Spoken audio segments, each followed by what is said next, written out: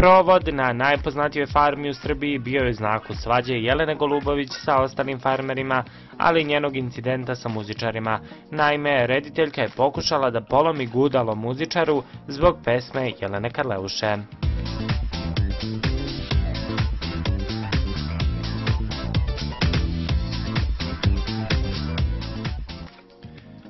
Provod na najpoznatijoj farmi u Srbiji juče je bio u znaku svađe Jelene Golubović sa ostalim farmerima.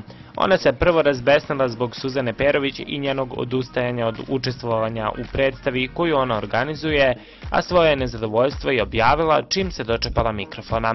Rekla je Suzani da je ološ, zbog čega su farmeri stali na Perovićkinu stranu.